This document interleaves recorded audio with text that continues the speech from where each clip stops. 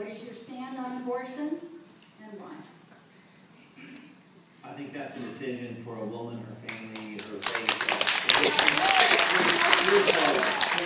Please accept the moderator's request, folks. I think the government's role is one to look for common ground and alternatives to abortion. That's why I've been very active in the Congressional Adoption Caucus, have advocated tax incentives for families that will be adoptive families. We do an award every year that's called the Angels in Adoption. It's a way to recognize many local families here in the St. Louis region that have been real heroes in adoption.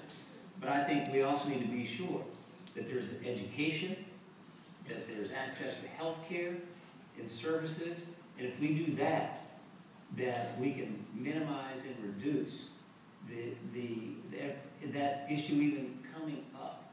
So I think that's the role of government, to be sure there's education, there's health care, and to be sure there's alternatives. That is my position. Mr. Martin. Well, I am a devout Catholic, and my faith informs my conscience, and I believe that life begins at conception. And so I'm very pro-life, and I'm very opposed to abortion.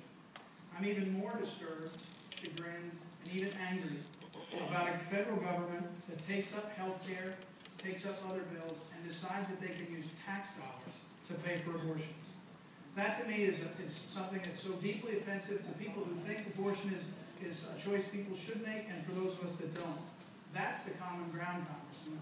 And when we took the Stupak Amendment out of Obamacare, and then we gutted it with an executive order that has now been already shown to be not worth the paper it's written on, and when we funnel hundreds of millions of dollars to Planned Parenthood for overseas abortions, one of your initiatives, we start to get to the point where we say, you know what, it's not really common ground. It's really the ground that you want to promote, the people that want to promote tax dollars, and then those of us that don't. So I think a common ground to start is say no tax dollars on military bases and otherwise for abortion.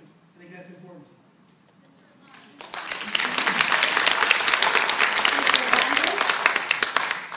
The Constitution Party takes a firm stand on the abortion issue. We are 100% pro-life. That's even in the case of rape and incest. The abortion issue hinges on a lot of things. One of them is the declaration that says we get our rights and our to life and liberty from our Creator.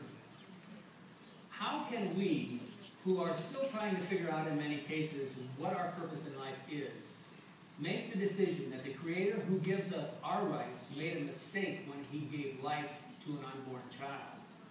How can we make that decision and say that child doesn't deserve to live? How can we punish that child for the sins of its parents?